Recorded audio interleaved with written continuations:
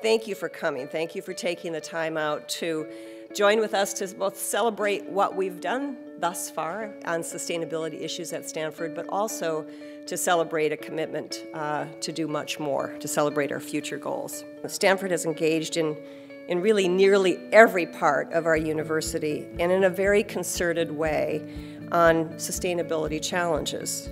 In our operations, what we typically use is the triple bottom line. It's a paying attention and making decisions not just on the basis of economic terms, but on the basis of social and environmental outcomes as well.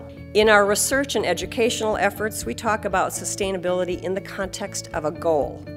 The goal of meeting the needs of people today and in the future, while at the same time protecting and sustaining the life support systems of the planet. Through the Initiative on Environment and Sustainability, we've worked to harness the strengths of our faculty, our staff, our students across the whole university in all 7 schools and beyond to try to work towards that goal. Over the past decade, there's been a rapid awareness of challenges our planet faces. It has emerged, and we understand that better now. The #1 global challenge that we're going to be measured by over the next century or two is going to be about sustainability. The idea that Stanford can lead intellectually in this and has the breadth of discipline to take on a multivariate problem seems to me to be both a great challenge and an incredible opportunity for the university, which I'm actually extremely excited about. We really feel as if Stanford should be leading on this. Stanford, I think almost inevitably we will lead on this because we have the research capability that includes both technology and the economic research and the ability to look at the natural world. There are very few universities in the world that can do what we can do. And I really think the key is for us to decide that we want to do it and to focus on it. So I've wanted as a trustee and a proud Stanford graduate to feel as if we are focused on the most important things.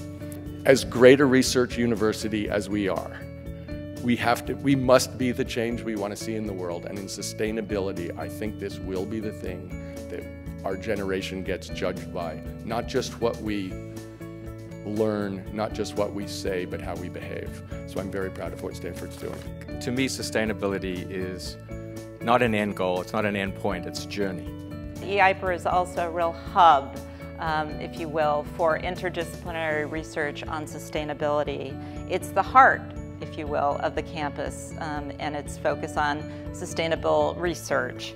So the Woods Institute has been in existence now for approximately 8 years, and from the very outset, the purpose of the Woods Institute was to try to pull together the resources of all 7 of Stanford schools to actually try to solve the major environmental challenges that face the world today.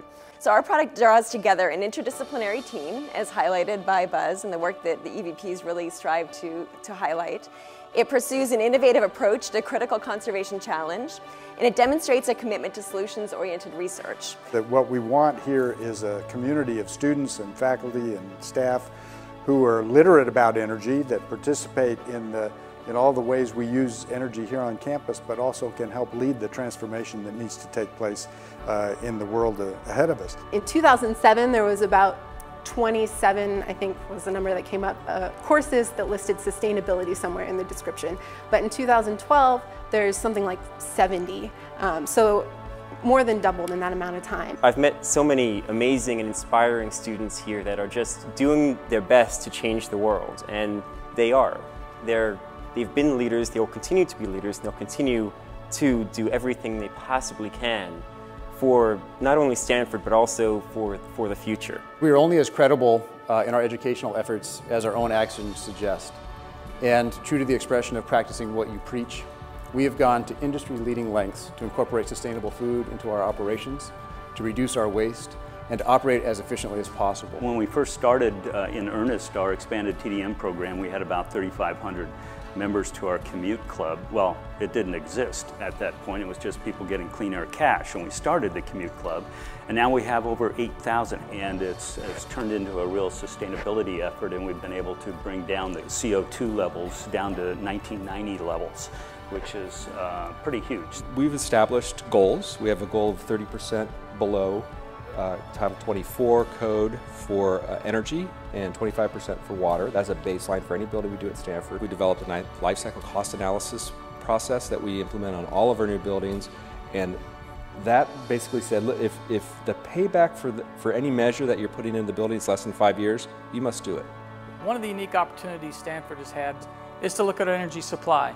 And our real task was to look long-term and figure out what the next generation of innovation and energy supply for Stanford would be. So the Stanford Energy System Innovations Project is just that.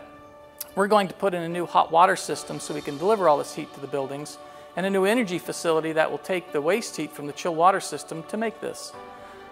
When it comes down to it, we'll be cutting our greenhouse gas emissions in half of what they are today. There's really this integration happening when it comes to sustainability in what's happening in research and teaching, as well as what's happening in action. Think back to the 1990s. At that time, we were making some good, but I would say slow progress. That was Sustainability 1.0. A few years later, we've had the Sustainable Stanford formalized. That was Sustainability 2.0. But now we're at SUST 3.0, Sustainability 3.0. We've got so much ahead to do, so much that we need to be working on. About a year ago, a group of people representing all of you, basically representing the whole university, began a discussion, began a planning activity that we hoped would develop or lead to the development of a shared vision and an action plan for sustainability at Stanford over the next 5 to 10 years. Our discussions led to a very simply stated but audacious goal that Stanford should be the leader in sustainability in everything we do, and that we will lead by example. And we concluded that in order to do this, we would have to ensure that sustainability is a top and lasting priority for the university as a whole in everything we do, research, teaching, action. We decided we need to establish clear policies for implementing sustainability in every part of campus. And we have to monitor that. We have to make sure we actually achieve what we say we're going to do. We need to build a fully committed and engaged community through education and training and incentivizing of the community to work together.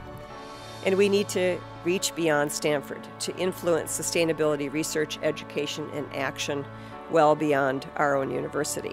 It's because of really the efforts of so many of the people that are in here in this room that Stanford has made the strides that we have made, the tremendous strides in becoming more sustainable and in teaching our students to do the same. Universities like Stanford continue to have an obligation to educate the sustainability leaders of tomorrow, because this is a long haul.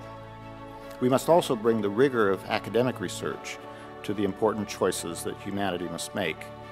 And most importantly, we must lead by example in everything that we do. But clearly, as your discussions have proven this afternoon, there's still a lot to do.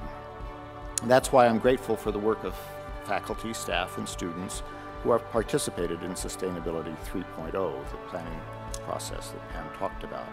This is a very thoughtful document that proposes ways that the university can build upon the success of the past and lay a foundation for further progress. I applaud the goals of Sustainability 3.0, including ensuring that sustainability remains a lasting priority for the university. I'm happy to establish a provost committee on sustainability, who will, as the group recommended, who will advise John Hennessy and me about sustainability actions.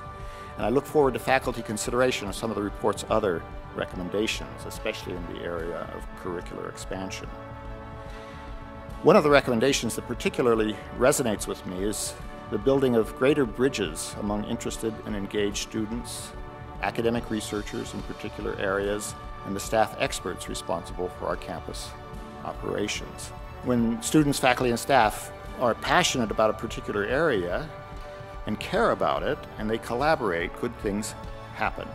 And I echo Dean Matson's belief that such collaboration is among the keys to our continued future success.